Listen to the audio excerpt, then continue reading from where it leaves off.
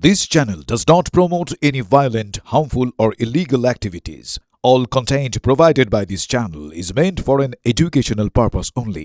রাজ্যের প্রাক্তন মন্ত্রী এবং ডেপুটি স্পিকার আশিস বন্দ্যোপাধ্যায়ের মরদেহ তার বাড়িতে পৌঁছেছে। এই মুহূর্তে সেই ছবি সরাসরি দেখাবেন আমাদের সহকর্মী কৌশিক আমাদের সঙ্গে রয়েছেন। কৌশিক, যতজনের সঙ্গেই সকাল থেকে কথা হচ্ছে, যে রাজনৈতিক দলের নেতা নেত্রীদের সঙ্গেই কথা হচ্ছে, প্রত্যেকে এক বাক্যে একটা কথা বলছেন যে আশিস বন্দ্যোপাধ্যায় একজন অজাত শত্রু মানুষ ছিলেন। তার এই রকম পরিণতি, মর্মান্তিক পরিণতি মেনে নেওয়া যাচ্ছে না।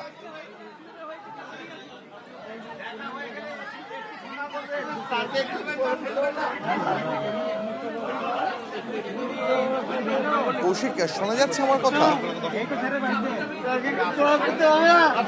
কথা বলবো কৌশিক, আমাদের প্রতিনিধি আমাদের সঙ্গে রয়েছেন। তবে এই মুহূর্তে যে ছবি আপনাদের দেখাচ্ছি, রাজ্যের প্রাক্তন মন্ত্রী এবং ডেপুটি স্পিকার আশিস বন্দ্যোপাধ্যায়ের বাড়িতে তার মরদেহ এসে পৌঁছেছে।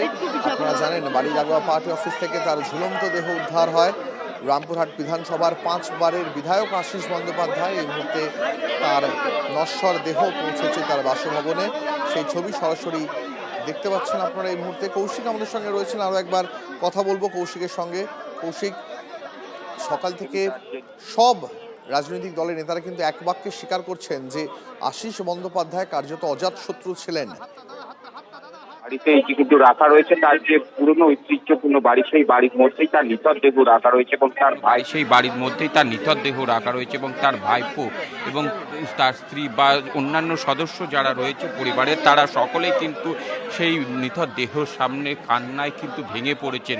এক কথায় শোকার্ত পরিবার, পাশাপাশি শোকার্ত পরিবারের পাশাপাশি সাধারণ মানুষ কিন্তু একবারের জন্য শেষ দেখা দেখতে আসছেন। তবে তারা দেখতে এসে কিন্তু একটাই কথা বলছেন, কেন এই রকম চরম সিদ্ধান্ত নিলেন আশিস বন্দ্যোপাধ্যায়, সেই কথাটি কিন্তু তারা সকলেই বলছেন। কারণ তিনি একজন কলেজের অধ্যাপক ছিলেন, তারপরে যে এই কঠোর সিদ্ধান্ত, রাজনৈতিক জীবনে 5 বারের বিধায়ক ছিলেন এবং প্রাক্তন মন্ত্রী, ডেপুটি স্পিকার বিধানসভা, সেই সমস্ত পদে তিনি অবলম্বন করেছিলেন এবং সেই জায়গায় গিয়ে এই বিধানসভা নির্বাচনের পর কি এমন ঘটলো। তবে তার স্ত্রীর যেটা দাবি, বেশ কয়েকদিন আগে তিনি যখন যাচ্ছিলেন কলকাতার উদ্দেশ্যে, সেই সময় শক্তিগড়ের তাকে চোর চোর স্লোগান দিয়েছিল, সেই স্লোগান হয়তো তিনি নিতে পারেননি, তাই হয়তো এইরকম কঠোর সিদ্ধান্ত নিয়ে ফেলেছেন। তবে এই মুহূর্তে তার বাড়িতে তার দলের বা বিরোধী দলের সমস্ত স্তরের লোকজন আসছেন। রাজনীতিতে এই আশিস বন্দ্যোপাধ্যায়ের মতো যারা রাজনীতিবিদ, রাজনৈতিক নেতা রয়েছে, তার কিন্তু অভাব রয়েছে, তারাও দাবি করছেন। যেমন প্রাক্তন রাষ্ট্রপতির পুত্র অর্থাৎ অভিজিৎ মুখোপাধ্যায়, তিনিও এসেছিলেন এবং তিনিও যেটা বললেন, 11 সাল থেকে 12 সাল পর্যন্ত একই সঙ্গে বিধানসভায় ছিলেন তারা দুজনে, সেই সময় তার সঙ্গে বাক্যালাপ হয়েছে।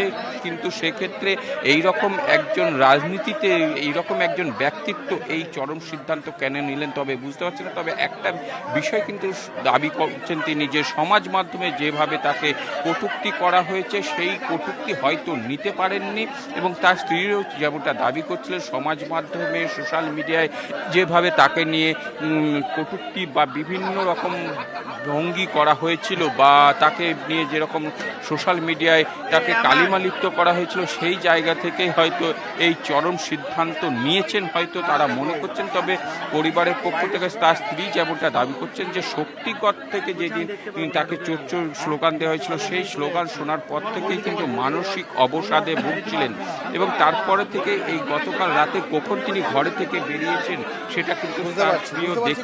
নজর রাখো আপাতত। ধন্যবাদ।